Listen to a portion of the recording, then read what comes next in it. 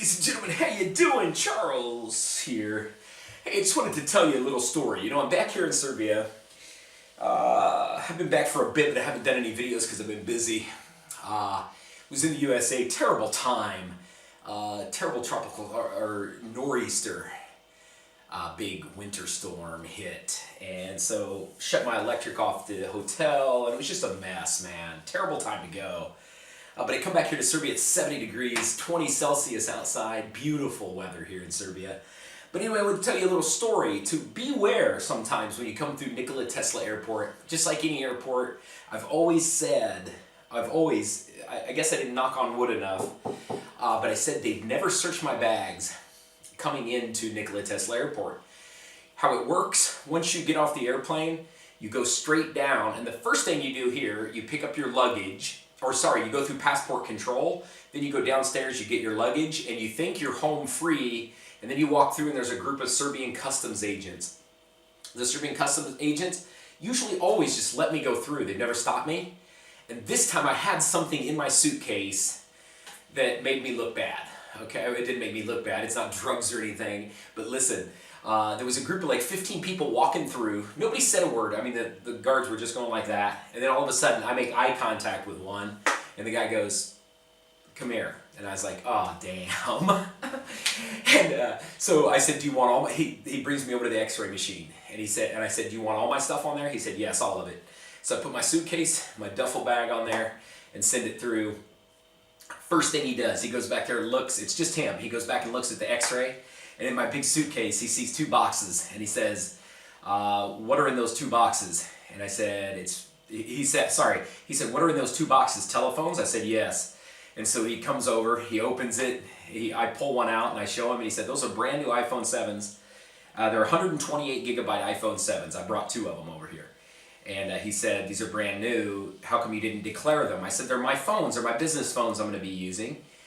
And so make a long story short, he went and got two other customs agents, and this lady and this other guy come over, and they looked at my stuff, and they said, "Do you have anything else? Why didn't you declare these?" I said, "Declare them? Why do I have to declare them?" I said, "I use them for business." It was both in the box and everything, brand new. I just bought them because it was like $500. I got a really good deal on them. I said, "I didn't know I had to declare things like that." I said, "It's my personal use. Why would I have to pay duty on them?" And she said, "Well, come in the back room." So she took me to the back room, the customs lady. She's really nice. She was a nice woman. And so we talk a little bit about why I come into Serbia and stuff like that, and what I do, work and travel stuff. And I told her, I said, "I need those phones for that." And she said, "Well, here in this country, in Serbia," she said, "Serbian people are given a, what do you call it? You've got an exclusion of 100 euros. So if a Serbian person goes outside of Serbia, buys perfume, phones, or whatnot, and they come back into the country, anything over $100 that they've spent, they need to declare it and pay duty on." And the duty's pretty expensive. I believe it's 30%. Here in Serbia, if you buy something and ship it into the country and it comes in, it's 20%, I believe. But they're at the airport, I believe it's 30%. Don't quote me, but it's 20 or 30%. I thought she said maybe 30%.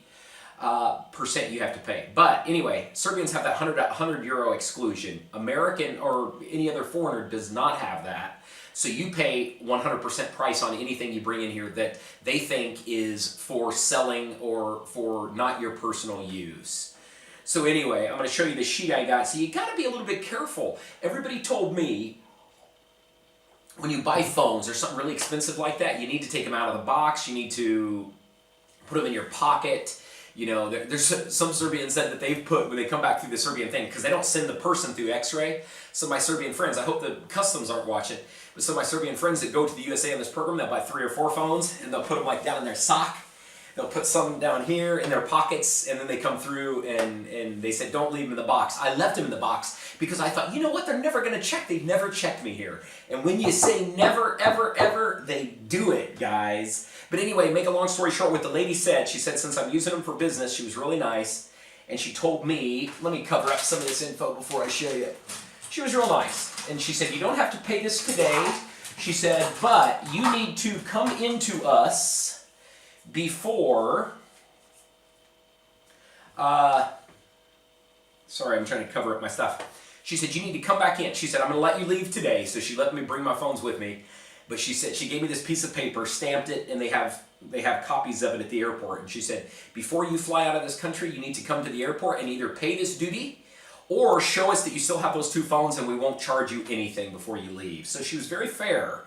Most of the time they will confiscate your stuff and make you pay that. Until you pay it, you don't get your stuff back. So everybody was shocked that I actually got my 2 phones. She let me leave with them, but she left me a piece of paper, and I'm going to honor it because I don't want to get in trouble here. But let me show you what I've got. So always be careful when you go to a country, to the airport, with things. You know, Serbia is really good because they don't hassle you much. They're really nice. The staff speaks English, and they're usually really friendly. A lot of the airport people are not. But anyway, this is a piece of paper you get from customs. I'm having a hard time reading it through the thing. But anyway, that's when I come in. I don't want to show you my passport number, my name, Charles Andrew Cather. They always put Andrew wrong.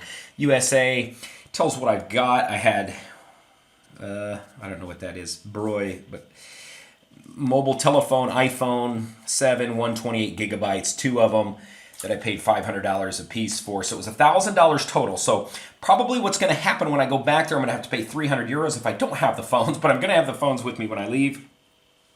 And then you've got a place here, the date of the infraction, Belgrade, my name, the little stamp that they have to put on there, and the agent who gave it to me, my signature. But anyway, that's what you're going to get. And most of you will probably have to pay it on site. So be careful what you bring into Serbia, because some things you're going to have to pay 100% duty on things that are not yours. So if you bring something that's new, Serbian people are smarter than me.